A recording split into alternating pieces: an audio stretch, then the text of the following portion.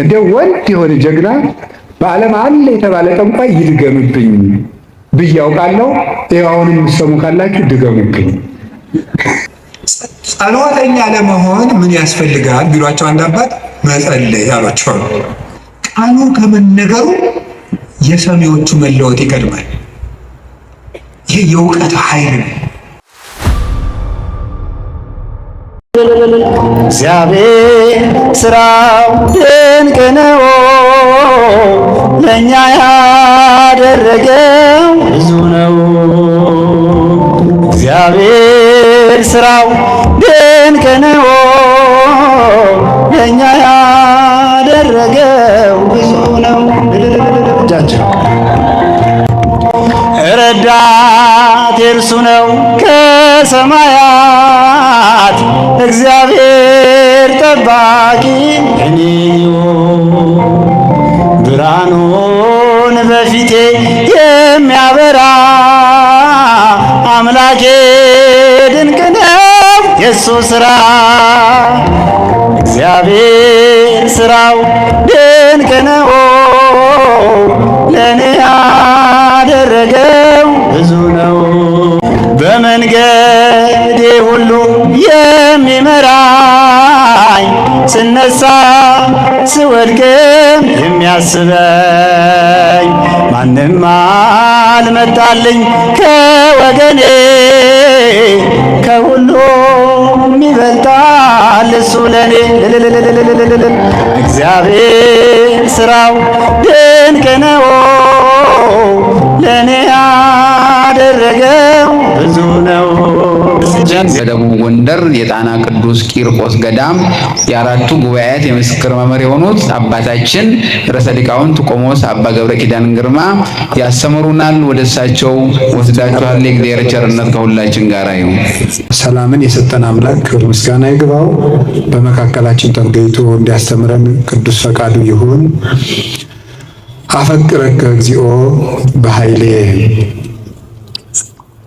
ጉልበቴ ሆይ እወድሃለሁ በሚል ርዕስ ነው የምንማማረው። የቅዱስ ዳዊት መዝሙር 17 ቁጥር 1 ላይ የምናገኘው ኃይለ ቃል ነው።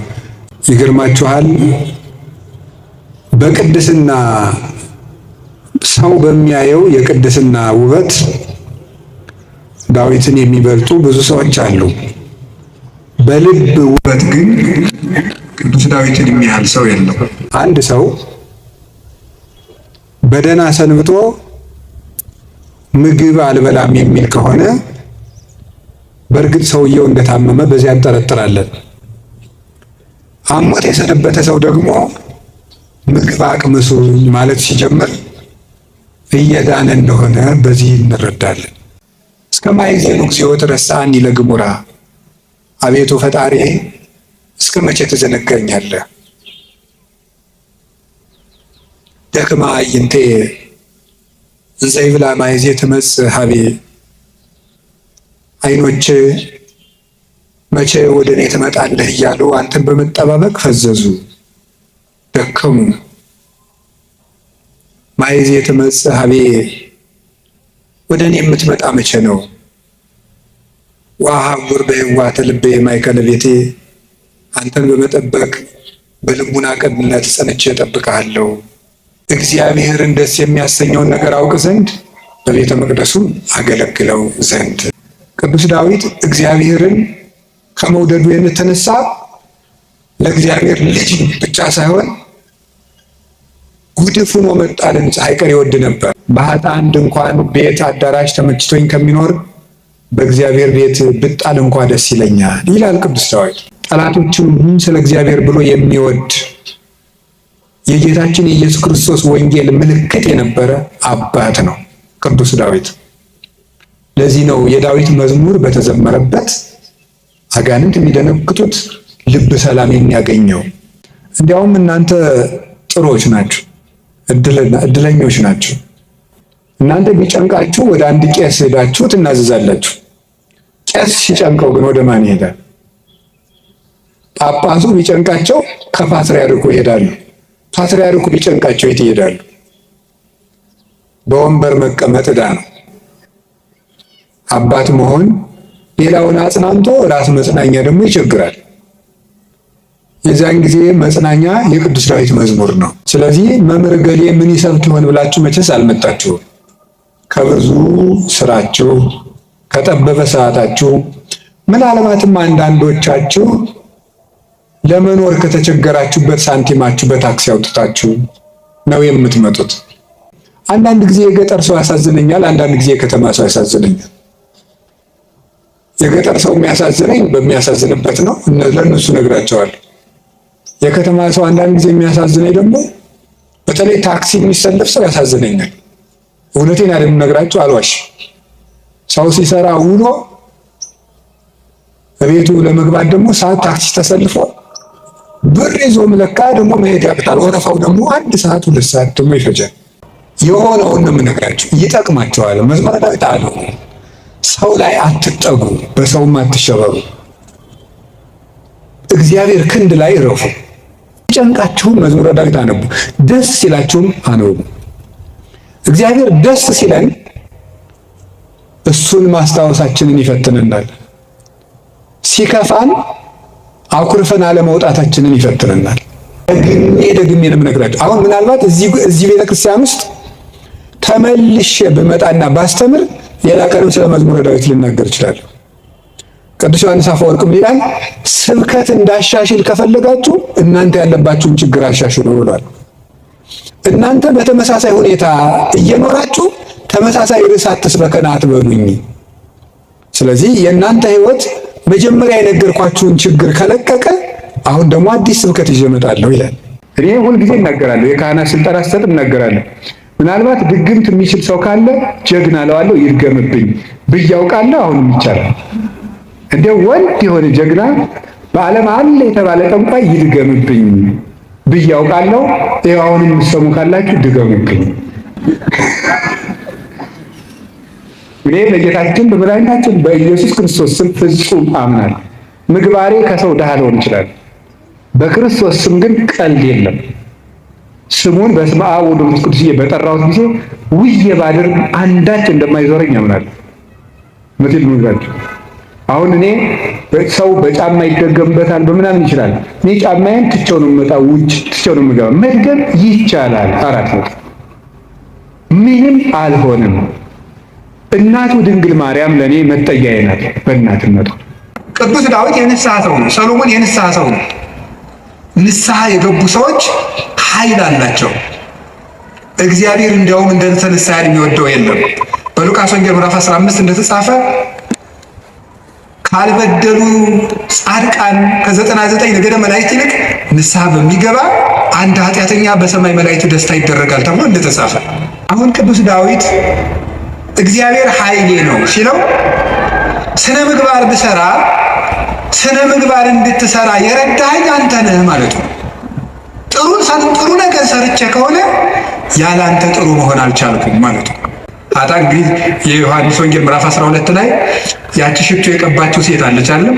የሽቱ መዓዛ ቤቱን ሞላው ይላል። በጣም ሁልጊዜ አይኔን የሚስበኝ ንባብ ነው። የሽቱ መዓዛ ቤቱን ሞላ ይላል። ሊቃውንት ሲተረጉሙት ቤት የተባለች ቤተክርስቲያን ናት። ክርስቶስ ያለበት ቤት ቤተክርስቲያን ናት።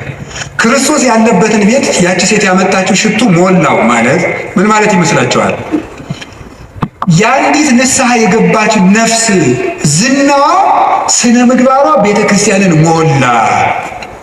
አሳዳጁን ጳውሎስ አይደለም እንዴ ተነስተን ቅዳሴ ላይ ቅዱስ ሐዋርያ ጳውሎስ ሰናየ መልእክት ፈዋሴ ዱያን ዘነሳይከ አክሊለ ሰአ ወጸሊም በእንቲአነ ያድኅን ነፍሳተነ በብዛት ኃይሉ ወምሕረቱ በእንተ ስሙ ቅዱስ የሚባለው እኮ አሳዳጅ ጳውሎስ ነው። የዚያች ሴት ሽቶ ቤቱን ሞላው። ማለት ንስሐ የገባች ነፍስ መዓዛ ቤተ ክርስቲያንን ይሞላል። ተዘከረነ ሳይባል ቅዳሴ ተቀድሶ ያውቃል? ሰምታችኋል? ይቀደሳል ነው አትሰሙ? ተዘከረነ ሳይባል ቅዳሴ ያልቃል? ስለዚህ የዚህ ወንበዴ መዓዛ ቤተ ክርስቲያንን አልሞላትም? ሞልቷታል፣ ሞልቷታል። በቀኝ በከመ ተዘከርኮ ለፈያታዊ ዘየማን፣ በቀኝ የተሰቀለውን ወንበዴ እንዳሰብከው እኔንም አስበኝ። ሁልጊዜ የዚህ ወንበዴ መዓዛ ቤተ ክርስቲያንን ሞላት፣ ክርስቶስን ስለለበሰ። ታዲያ ወንበዴን መልሶ በቤተ ክርስቲያን ዓመት ሙሉ ስሙ እንዲጠራ ላደረገ አምላክ አቤቱ ጉልበቴ ሆይ ንገሩኝ እወድሃለሁ መባል ይገባዋል። አንዳንድ ጊዜ ሰይጣን ምን ሊለን ይችላል?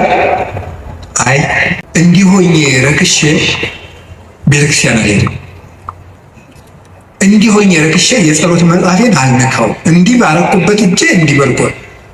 እንዲህ ይገርማቸዋል እኮ ጸሎተኛ ለመሆን ምን ያስፈልጋል ቢሏቸው አንድ አባት መጸለይ አሏቸው። ወደ እግዚአብሔር ቤት ለመምጣት መፍትሄው ምንድን ነው? ወደ እግዚአብሔር ቤት መምጣት ብሉ እንጂ ንገሩኝ እንጂ ወደ እግዚአብሔር ቤት ለመምጣት መፍትሄው ምንድን ነው? ጥሩ ሰው ለመሆን መፍትሄው ምንድን ነው? ከነ ክፋታችን መምጣት። ምክንያቱ የዮሐንስ ወንጌል ምዕራፍ 7 ላይ ጌታ ምን ብሎ ነግሮናል? እኔ ውሃ ነኝ። እስኪ ውሃ በሉ። የተጠማ ቢኖር ወደ እኔ ይምጣ ሲል እኔ ምንድን ነኝ ማለቱ ነው። ስለዚህ ወደ ወንዝ የሚሄድ ንጹህ ሰው ነው ያደፈ ሰው ነው? ነገሩ ያደፈ ሰው። እንዲያው ካደፍን ነው ቤተክርስቲያን መምጣት ያለብን። ልንነጻ ነው የምንመጣው። ውሃ የሚቀዳ የተጠማ ሰው ነው? የጠጥቶ የጨረሰ ሰው ነው? የተጠማ ሰው።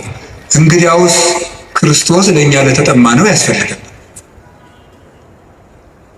ለደረቀ ዛፍ ውሃ እንደምናጠጣው እንዳይደርቅ እንደምናጠጣው ደረቅ ለሆነችው በረሃ ለሆነችው ነፍሳችን የሕይወት ውሃ ክርስቶስ ያስፈልገናል። ፍሬ ቢስ ለሆነው ቅጠል ብቻ ለሆነው ሰውነታችን የሕይወት ውሃ ክርስቶስ ያስፈልገናል። መምጣት የሚያስፈልገን ለእኛ ነው። ጉልበቴ ሆይ እወድሃለሁ ምንለው በእግዚአብሔር ጉልበት እንጂ ሰው በጥረቱ ብቻ ከኃጢአት ሊወጣ አይችልም። አቡነ ገብረ መንፈስ ቅዱስ 562 ዓመት ምግብ ሳይበሉ ኑረዋል። ውሃ ሳይጠጡ ኑረዋል። እግዚአብሔር አስችሏቸው። ደግሞ እኔና እናንተን የመሰሉ ኃጥአንም ደግሞ አሉ። ማርያም ግብፃዊት አለች። ኢየሩሳሌም ስትሄድ በግብፅ አመንዝራ ኢየሩሳሌም ስትሄድ ደግሞ የምታመነዝርባቸው ወንዶች ልታገኝ ነው ሄደችው። ሰዎች ኢየሩሳሌም ሊሳለሙ ሲሄዱ መርከቡ ውስጥ መሳፈሪያ ሳንቲም አልያዝኩም፣ ክፈይ፣ አልከፍልም፣ እኔ ከፍላለሁ እንዴ ከፈለክ ከኔ ጋር ተኛ እያለች ሰውነቷን ለመርከብ ዋጋ የምትሸጥ ሰው ነበረች። እሷ ሰው ሁሉ ወደ መቅደሱ ሲገባ ደጅ ላይ ያለ ስዕል ግን እሷን ይገፋት ጀመር በኃይል። ቆማ ስታለቅስ የእመቤታችን ስዕል አየቻት። ወደ መሐሪው ልጅሽ ንገሪልኝ አለች። ከዚያ በኋላ እንድትገባ ተፈቀደላት። ወደ ዮርዳኖስ ማዶ ሂጂ፣ በዚያም ለነፍስሽ ረፍት ታገኛለች። ሄደች። ቤተ መቅደስ ውስጥ ቤተክርስቲያን ለመግባት ቅጥሩን ለመግባት ጉልበት ያልነበራት ግብፃዊቷ ዘማዊቷ ማርያም ክርስቶስ በምሕረት እጁ ከነካት በኋላ ግን ምን ሆነ? ቅዱስ ዞሲማስ ሲሄድ ከመሬት አንድ ክንድ ቆማ ስትጸልይ ነው ያገኘው። እንደዚች ያለችው ኃጥአንም አቤቱ ጉልበቴ ሆይ እወድሃለሁ። አገርን ከማሸነፍ ልማድን ማሸነፍ ይበልጣል። ቃሉ ከመነገሩ የሰሚዎቹ መለወጥ ይቀድማል። ይህ የእውቀት ኃይል ነው። እውቀት ኃይል የሚያገኘው አብዝተው ስላጠኑት ብቻ ሳይሆን እግዚአብሔር አብሮ ሲቆም ነው። እና እውነቴን ልንገራችሁ፣ አብዝታችሁ ጸልዩልን፣ ቆመን እንዳናበላሽ።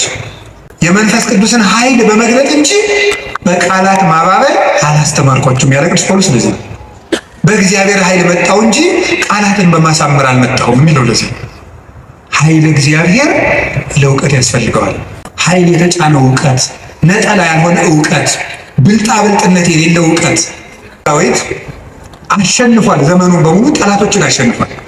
ያሸነፈ ግን በውጊያ ሳይሆን በምንድን ነው? በመከራ ነው ያሸነፈ። ይገርማቸዋል። በመከራ ማሸነፍ ከዚህ ዓለም ሎጂክ የራቀ ነው። በዚህ ዓለም ለማሸነፍ ፓወር የግድ ያስፈልጋል ነው ቀመሩ። ይሄ ነው ደክሞ ማሸነፍ የእግዚአብሔራዊነት ነው። ቅዱስ ዳዊት አንተ ብላቴና ጨንገር ይዘህ የምትመጣ እኔ ውሻ ነኝ ነበር ያለ ጎልያድ። እና እንግዲህ ስጋህን ለሰማይ አዕዋፍ ለምድር አራዊት ቆራርጬ እሰጠዋለሁ አለ። አዎ አንተ ከውሻም ታንሳለህ። ውሻ ፈጣሪ ጌታውን ያውቃል፣ አንተ ግን ፈጣሪን አታውቅም። አንተ በሰይፍ ትመጣለህ፣ እኔ ግን አንተ በምትገዳደረው በእስራኤል አምላክ ስም እመጣለሁ አለ። የእግዚአብሔርን ስም ይዞ ሄደና ያን 6 ክንድ እስራኤልን ያስጨነቀ ሰው ገረሰሰው። ስለዚህ ጉልበቱ እግዚአብሔር ነው። ጉልበቴ ሆይ እወድሃለሁ አለ። እግዚአብሔር ጉልበታችን ነው ማለት ነው።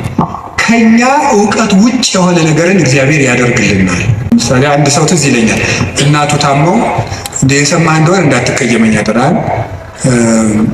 ጸበል ይጠመቁ ስንለው በጣም የተማረ ሰው ነው። በጣም ቆይ ጸበሉን የውሃው አይነት ከደማቸው ጋር ማች እንደማድረግና ለማድረጉን መመርመር አለብን። ትንሽ ፈገግ ያሰኛል። እና ይሄ ፈጽሞ አሁን አንዳንድም የከተማ እናቶች ሊቃጣቸው ጀምሮ ነበር አሉት። ክርስትና ሲያስነሱ ውሃ በፌርሙዝ አሙቀው አምጥተው በዚህ አጥመቁልኝ። ይሄ ቀልድ ይመስላል በእውነቱ ማለት ነው። እና ቆይ ክርስትና ሲነሳ ልጄን ይበርደዋል ብላችሁ ታስባላችሁ እናቶች? እንደዛ ካሰባችሁ ሞታችኋል። በርቱ ሰውም አይደላችሁ። ክርስቶስን እየለበሰ እኮ ነው። እንዴት ይበርደዋል? ሰው ሲጠመቅ ክርስቶስን ነው የሚለብሰው። ገላትያ ምዕራፍ 3 ላይ ያለ የተጠመቃችሁ ሁሉ ክርስቶስን ለብሳችሁታል ማለት ነው። እና አንዳንድ ጊዜ እውቀታችን ጣልቃ ይገባና እቺ ዲግሪ ላይ አንዳንድ የተጠራቀመች ነገር ትረብሻለች፣ እምነትን ትረብሻለች። እሱን ታውትና እግዚአብሔር ከእውቀት በላይ ይሰራል። እስኪ በሉላችሁ፣ ከምን በላይ ይሰራል? ከእውቀት በላይ ይሰራል። የማረባ ሰው በሆንም እንኳን እግዚአብሔር እጁ ከያዘኝ ግን ትልቅ ሰው እሆናለሁ ማለት ነው። እግዚአብሔር ጉልበት ሲሆነው ውሃ ይገባና ምን ይሆናል? ጸበል። አፈር ይገባና ምን ይሆናል? እምነት። እግዚአብሔር ጉልበት ሲሰጣት የ15 ዓመት ልጅ ማንን መሸከም ትችላለች? ድንግል ማርያም እግዚአብሔርን ተሸከመችው። እግዚአብሔር ጉልበት ነው። እሱ ጉልበት ባይሆን እሳትን ማን ይታቀፋል? ማንም። እግዚአብሔር ጉልበት ሲሆን እሱን እንኳን እንችለዋለን። ስለዚህ የእግዚአብሔር ቤተሰቦች በእግዚአብሔር በርቱ። አንድ ነገር ብቻ ልናገር። ወደ እግዚአብሔር ለመሄድ ከየት ልጀምር ካላችሁኝ ጸልዩ። መንፈሳዊ ሕይወት ከየት ዛሬ ምናልባት ዛሬ ብቻ ቃል እግዚአብሔር የምትሰሙ ሰዎችም ትኖራላችሁ። ዛሬ ድንገት መጥቶ ማያውቅም ሊኖር ይችላል።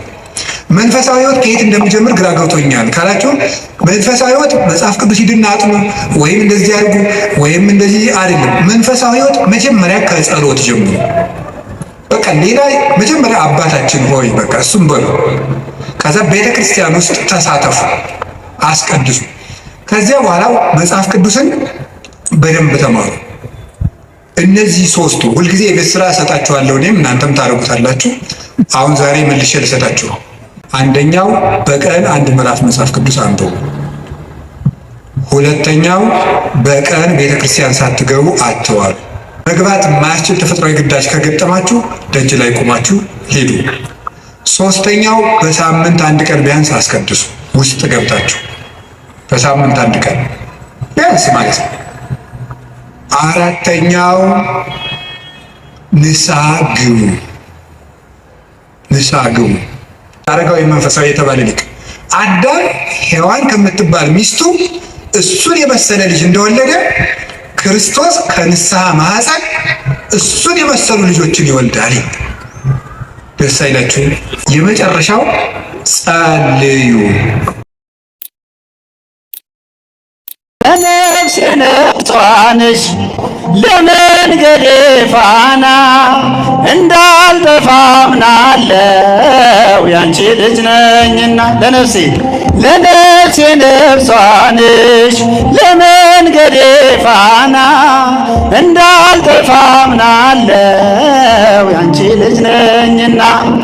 የጻድቃን እናቶች እጅግ ብዙ ናቸው ከብሉይ ከሐዲስ ብንዘረዝራቸው፣ አንቺ ግን አንዲት ነሽ የለሽ የለሽም ጭማሬ ትኖሪያለሽ እንጂ ትውልድ ስታስምሪ ለነፍሴ ነፍሷ ነሽ ለመንገዴ ፋና እንዳልጠፋ አምናለሁ ያንቺ ልጅ ነኝና